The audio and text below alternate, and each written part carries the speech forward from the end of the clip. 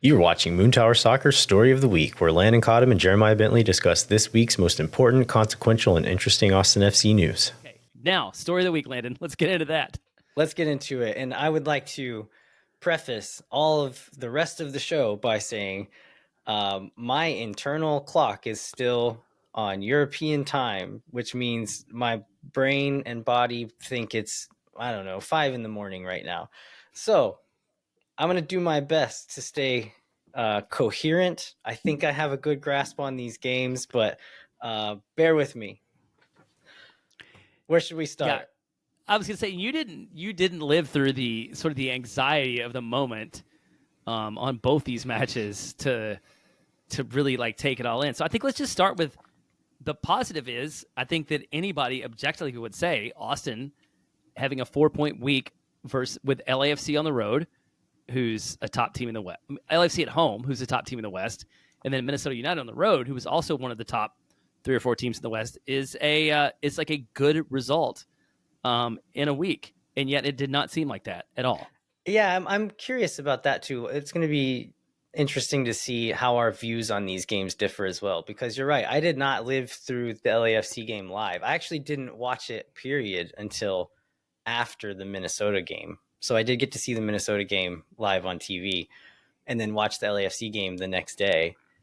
And Mike Cagnola actually texted me today saying, I can't say, like, he was curious to hear my thoughts on the game because I think he had seen some negativity about this Minnesota game, and he was at the game in Minnesota. And I think his perception was like there in the stadium, it felt okay. Like he was pretty pleased with the performance, but it doesn't seem to be the case for at least some of the fan base. Does that sound right?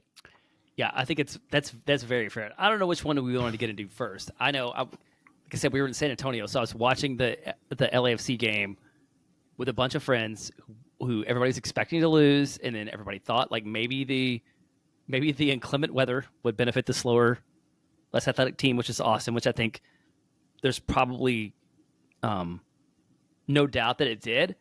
But then like this Kai Kamara goal is just so late when it seems like Austin is like against all odds going to pick up this win they don't deserve.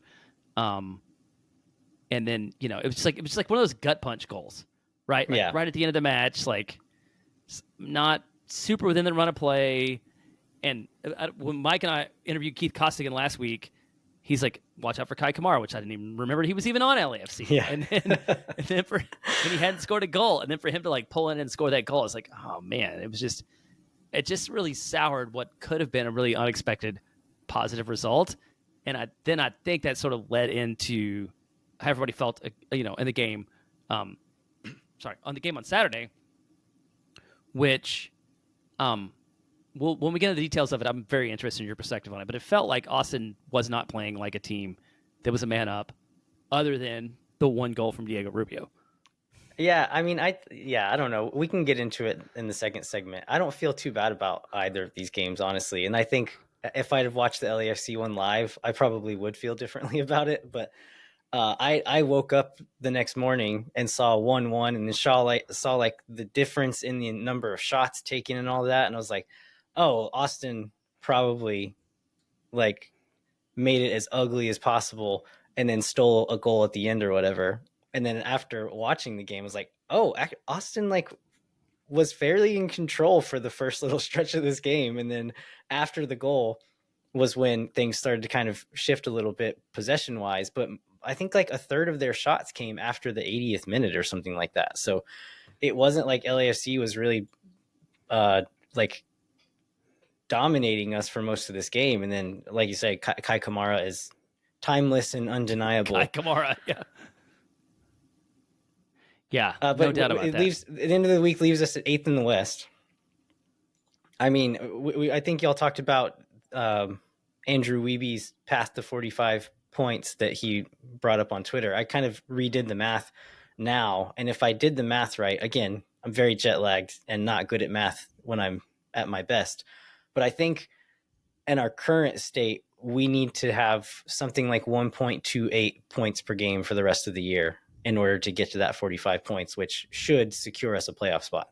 So all in all, like we're in decent shape at the moment. That's not an insane clip to hit for the rest of the season. Yeah, and you hit on it because we did talk about that. I think Austin was at 1.28 going into this week points per game and needed to get to 1.38 from there on out to hit that 45, 4 points in 2 matches. That exceeds that, and that has now flipped that math. So, again, like on the face of it, I guess what I would really say is like I felt very frustrated, and I think a lot of fans did, and especially during the Minnesota match when it seemed like Austin was absorbing pressure needlessly. And then at the end of it, like it was a really good outcome. And sometimes you just have to take yourself out of sort of like the emotion of the moment and just like appreciate what happened during the week. It's like it was a good week overall. Then the other thing, we've talked a lot about this belief that we have this like Austin just needs to hang on around the playoff line, somewhere until the reinforcements arrive in the summer. We're going to talk about what some of those reinforcements are. Then I got to reflecting on that. Like, is that actually like a stated goal from anywhere, or has that just been like all of our belief that that's what Austin is trying to do?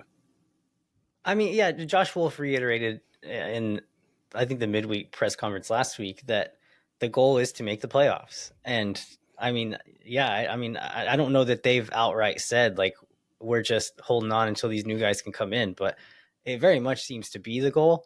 I think Keith Costigan brought this up when y'all interviewed him last week, but it's if you're banking on new people to come in and transform your team, it's probably not going to work. Like that's not going to be the case. And so you can't, like, I don't think Austin can afford to save it all for when those guys are here, because once they get here, who knows how long it'll take them to get settled, get integrated, all that, and like actually be contributing factors on the field.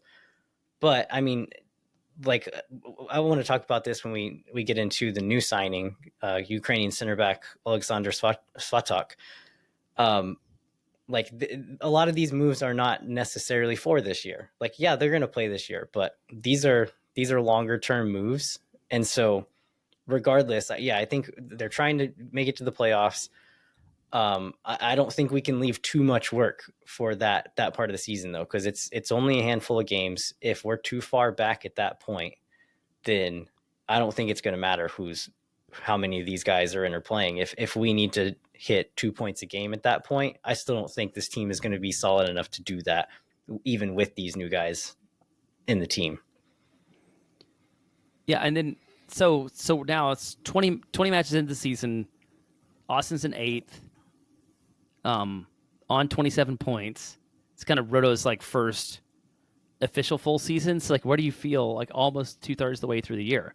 Like, is this a positive season or negative season so far? Because we talked, I think when we did the season preview show, which I have not listened to because I feel like we all predicted Austin's ceiling was very low. And I don't want to remember like how negative I was about it, but like how do you judge the performance so far? Just like at the highest possible level.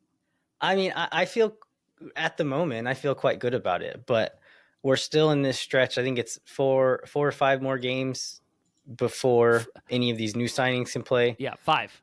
How many games before, like minimum, before we get Pereira and Cascante back? So it's at least two more before we get those guys back. And that's if they both bomb out in the group play. Right. So it's still a pretty thin roster, right, for the next little bit. Yeah, so in these next handful of games, like, we could drop 3 or 4 places, and I probably won't feel so good about it. But if we can hang around that, like, 6th, 7th, 8th spot, because the points are all very tight right now, right? Like, between that whole middle pack in the West is very close. And so if we can just stay in that pack, I'll still feel quite good about this season. And if these new guys can come in and boost us even a little bit, like, that gets us into the playoffs, if they can gel enough to like actually make a little bit of run in the playoffs, that's icing on the cake. But again, like, all these signings, everything that's happening right now, I don't know that any of it is necessarily meant to make this season any better. I think it's just kind of bonus if it does.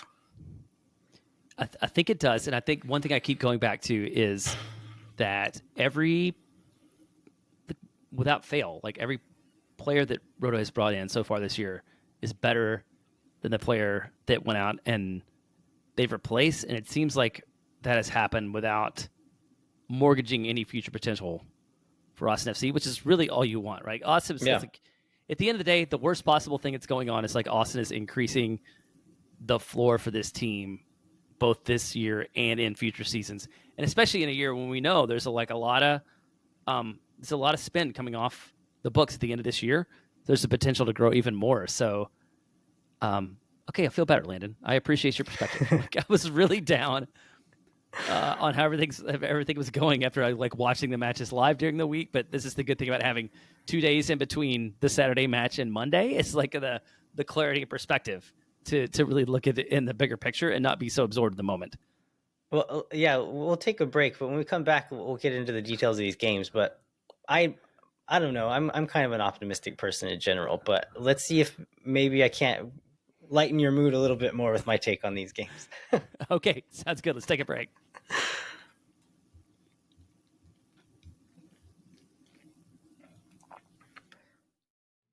If you like this video, you can listen to the full episode at moontowersoccer.com or wherever you get your podcasts.